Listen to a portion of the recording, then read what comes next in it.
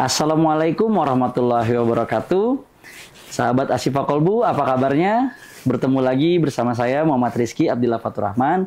Pada sesi kali ini saya akan membawakan acara yang mana Asyifa telah mendatangkan bintang tamu khusus, yakni seorang yang berjuang pada karirnya, yakni karir tinju yang kita datangkan langsung dari luar daerah, yang kebetulan ini juga teman dekat saya. Biasanya saya menyebutnya adalah Bro Ihsan atau Syekh Ihsan.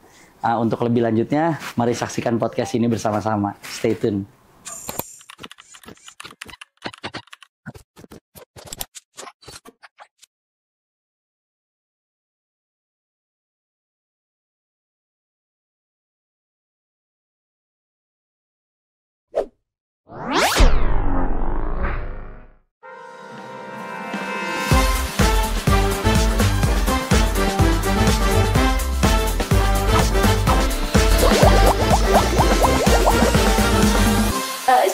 Podcast. Podcastnya Asyifa Kolbu.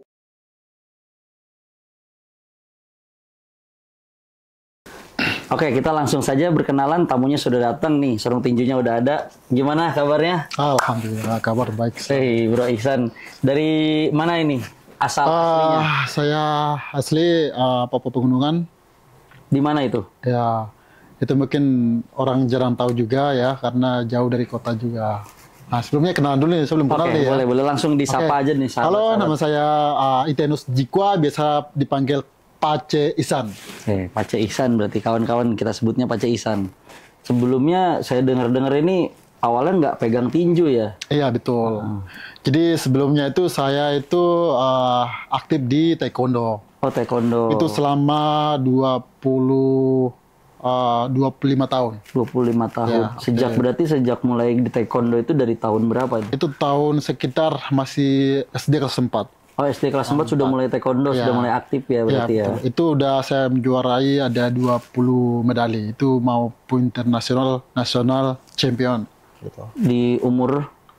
Dari SD kelas 4 sampai sekarang. Oh, udah SD kelas 4 sampai sekarang. Jadi sebelumnya, sebelum beliau ini masuk ke ranah tinju, beliau sudah aktif bela diri ya sebelumnya ya. Oke.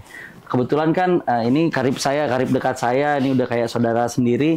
Jadi memang sedikit cerita pertemuan kami ini, kita dipertemukan dalam satu ranah yang alhamdulillah di mana itu ranah yang sama ya. Di Menara 165 saat itu saya sedang berkuliah di ISQ Business School. Beliau juga jadi anak angkatnya Pak Ari ya. Jadi anak angkatnya Pak Ari. Kebetulan kami sering sharing di sana. Beliau sering isi khutbah Jumat dan segala macam.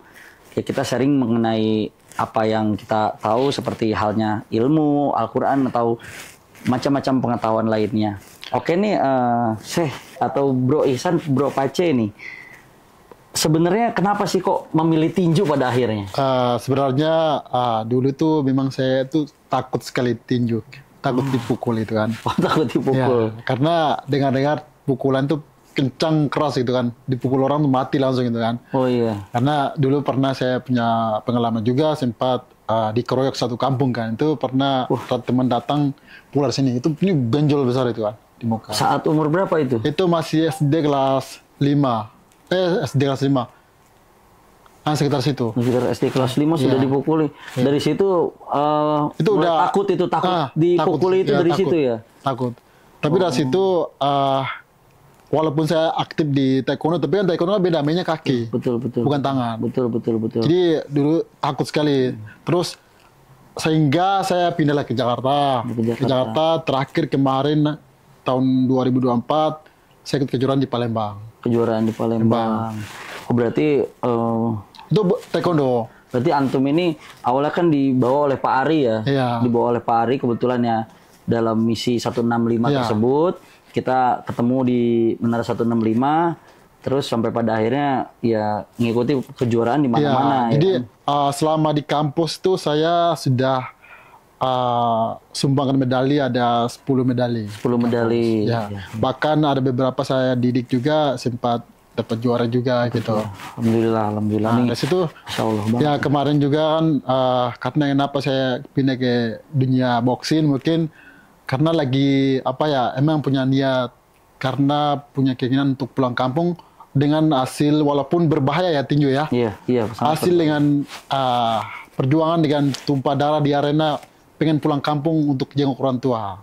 Itu yang saya targetkan untuk kita patut ambil hikmahnya di situ, bahwasanya perjuangan seorang putra Papua yang ingin kembali kepada tanah kelahirannya itu sesungguhnya biayanya tidak murah ya. Iya. Tidak mudah juga sebenarnya untuk akses ke sana. Bahkan ya sempat saya ngobrol-ngobrol sedikit dengan beliau ini, yang mana beliau itu tinju ataupun taekwondo itu nggak cuma asal bela diri, tapi beliau ini memasukkan unsur-unsur keagamaan. Iya.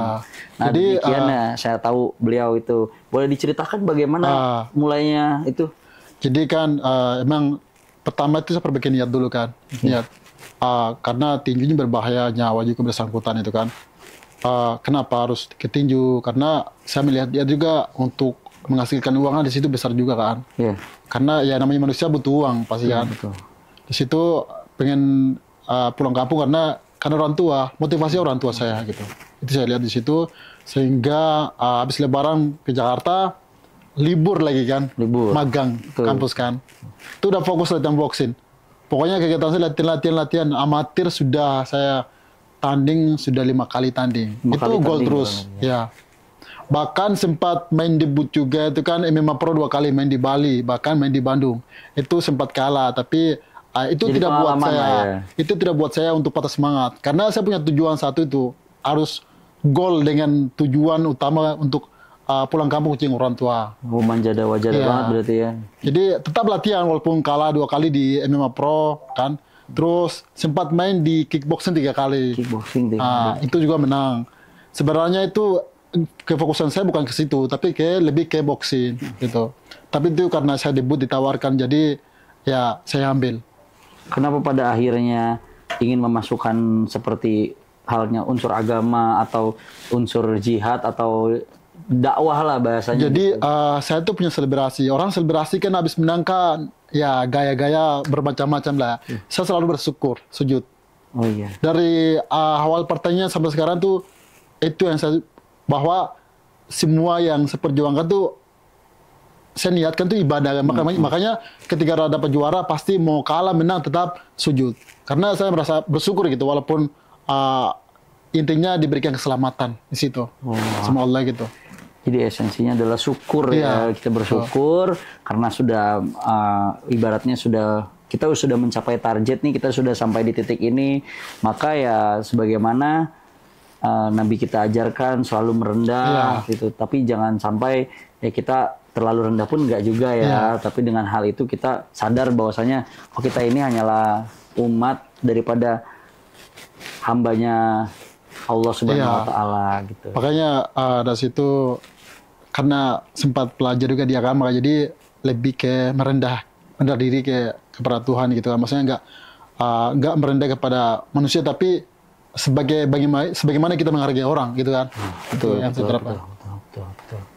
Ya apa ya, maksudnya kalau dari saya sih, saya pernah dengar satu peribahasa bahasa Arab yang mana al-ikhwatu baina akhwaikum fa aslihu baina akhwaikum tuh. Cuman rada-rada lupa lah, mungkin antum ada punya petikan-petikan hikmah lah gitu, boleh disampaikan sama ISQ Podcast penonton di rumah. Ya mungkin kalau masalah ini mungkin kurang, cuman saya lebih rasa bersyukur kepada Allah.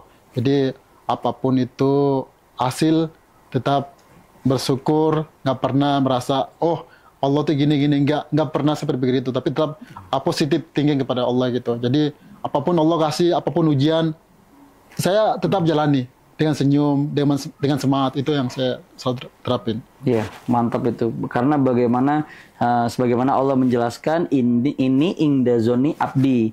Nah, begitupun ketika kita berusaha ataupun ujian datang kepada kita, ya maka Allah itu tidak akan memberikan ujian pasti tidak akan melampaui kemampuan umat tersebut. Betul ya, Syekh Ihsan ya, bagaimana ya ketika diterangkan fa innamal usri yusra, innamal usri yusra 2 kali Allah menjelaskan di situ. Ini keren banget nih, kisah inspiratif dan sangat menginspirasi sekali ya kawan-kawan semua. Nih mungkin nanti next time kita bisa kita bisa sharing-sharing lagi, kita bisa ambil hikmahnya lagi.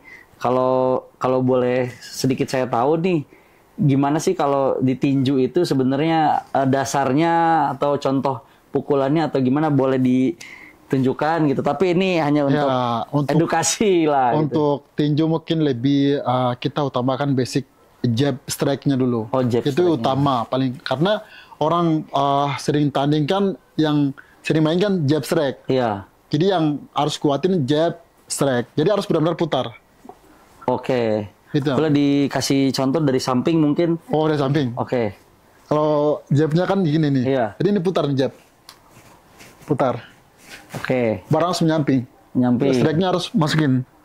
Nah, itu untuk masuk Jadi pukulan. ini harus arahin ke sini. Nggak boleh gini, nggak boleh gini. Mantap kawan-kawan. Terus gini, biar apa, orang pukul tuh nggak kena. Oke. Jadi lewat. Ya. Kalau untuk berarti pukulan ya. Kalau untuk kayak bertahan atau menghindarnya itu mungkin footwork-nya harus diaktif. Footwork sama harus slip. Slip atau roll harus main. Roll, slip, main. Jadi tinju itu nggak cuma tangan ya kawan-kawan semua. Itu yang harus dipelajari ya, kepintarannya segala aspek ya harus diperhatikan. Iya, kalau perlu emang tidak mau kena pukul, maka harus bagusin dari segi footwork-nya. Jadi footwork, slip, dan roll itu harus perlu sekali dalam dunia tinju.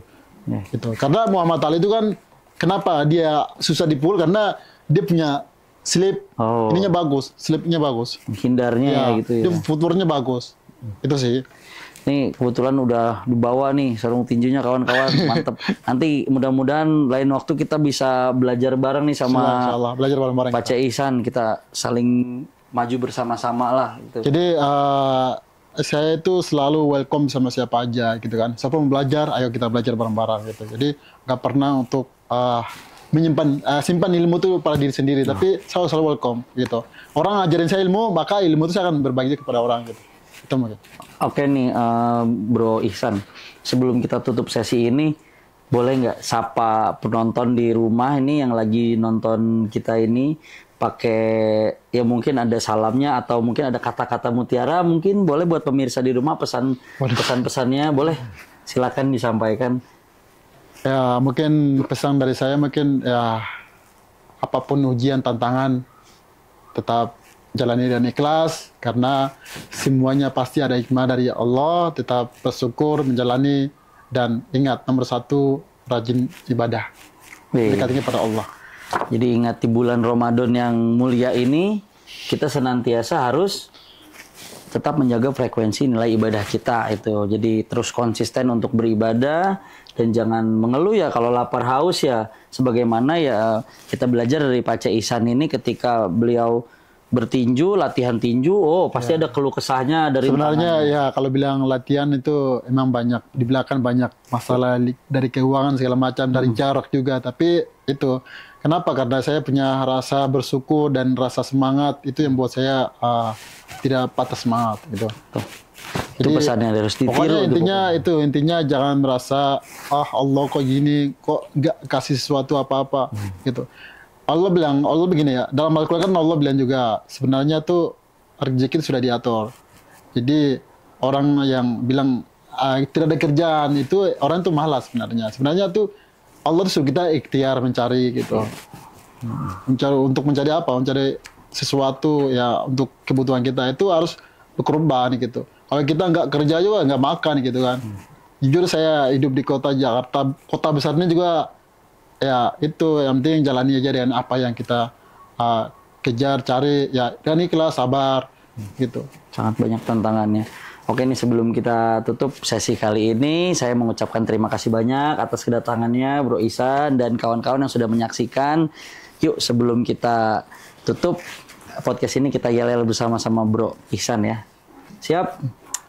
ASQ Podcast, podcastnya kita semua. Wassalamualaikum warahmatullahi wabarakatuh.